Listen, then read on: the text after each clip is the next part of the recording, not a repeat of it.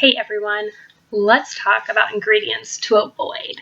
So these are the top ingredients. It's not everything because there's over 80,000 chemicals in commerce, and only a fraction of those are actually tested on humans. So these are the ones we know are harmful and the worst offenders. So the first one to avoid is fragrance.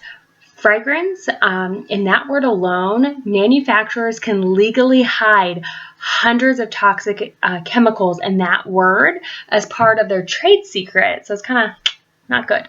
So literally just hundreds. So the Environmental Working Group did a test and they found phthalates in a lot of products under the word fragrance. It wasn't listed anywhere on the label. So it was part of their trade secret.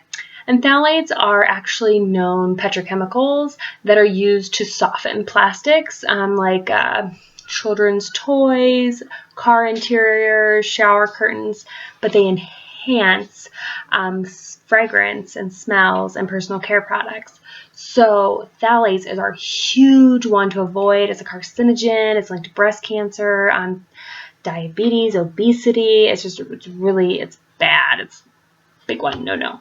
So fragrance to me is just a big one to avoid because of that and other reasons, because they can hide so much. So I avoid everything with the word fragrance. Natural fragrance, no such thing. Organic fragrance, no. Perfume, no go. So for me personally, things can have wonderful scents if you use essential oils or other things natural and organic. So our products are scented with essential oils. So fragrance is a big number one no that I personally avoid, that I would recommend the first thing on your label. So start looking for. All right, so parabens, these are a preservative in products, and they are linked with endocrine disruptors. They mimic estrogen. They're also linked with breast cancer. So that's a bad one too. So in 2011, a study by the California Pacific Medical Center linked BPA, which is methylparaben, with breast cancer. And the combination blocked effectiveness of cancer drugs. So big deal. I highly recommend avoiding parabens. Especially, just avoid it. Okay, so triclosan. This has been a big hype recently. If you've seen on the news, the FDA has now banned triclosan, from antibacterial soaps. So this is a great thing. Still, look on your labels, make sure it's not there. I don't know if they'll try to loophole it or not, but definitely keep looking. Make sure triclosan is actually registered with the government as a pesticide. Ugh. So definitely try to avoid that one. Also, triclosan can be in your toothpaste. So make sure you check your toothpaste for triclosan. Okay, so petroleum. This is used in a lot of hair products for shine, as a moisture barrier, for lip balms, lipsticks, and moisturizers. So what's up with petroleum? Well, petroleum and petroleum byproducts can be contaminated with polycystic aromatic hydrocarbons, which cause cancer. So that petroleum is just kind of a dirty chemical that you just kind of want to avoid. So there you go. SLS, short for sodium lauryl sulfate. This is a big one. So SLS is a foaming agent. So that's where you get your foam in your shampoo, your dish soap, your toothpaste. So big one, avoid.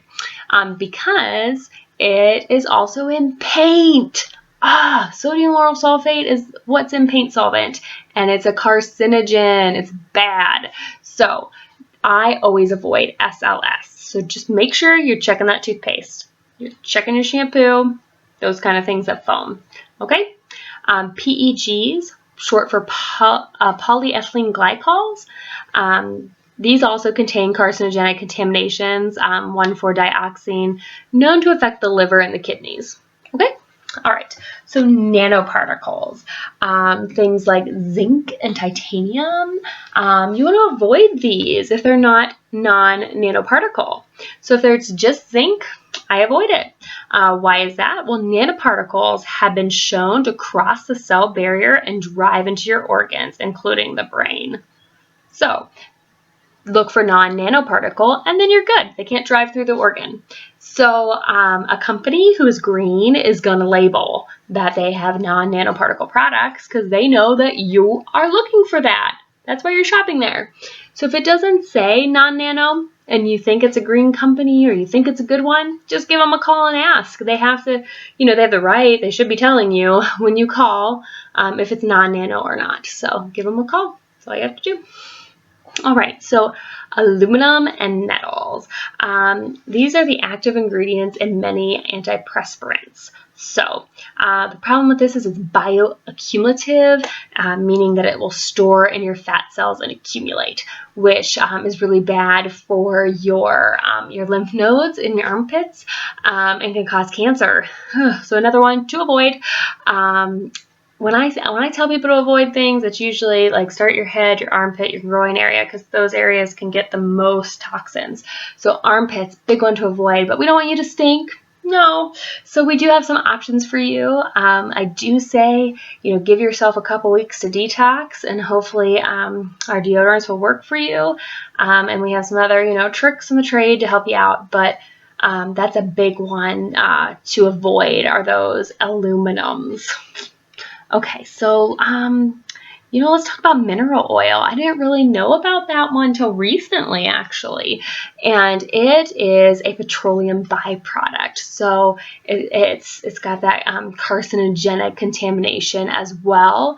It coats your skin like plastic wrap. So yeah, and it also can cause aggressive acne and negatively impact your skin function. So just one to avoid, but I didn't even know about it. So I'm learning something new too all the time. So that is one of a newer one on my list to avoid.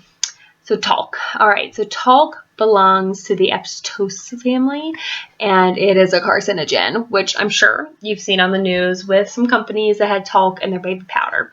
And a lot of lawsuits going on because women have ovarian cancer now from it. So it's a big one to avoid. If you are a baby powder person and you need a baby powder, we got one that has arrowroot powder, or make your own arrowroot powder because talc is just a no-go bad. So highly recommend avoiding that one. So those are a few. I have a whole list for you right here. It's a list of the top 20 to avoid, and I will mail it to you for free. Hey, I'll just mail you one. It's great for in your purse, for on the go. Take a picture of it with your phone. You always have it with you. But definitely message me today, or just comment your name and I'll know to send you one. But we definitely want to get a Did You Know in your hands because it is such a valuable resource. All right, thanks.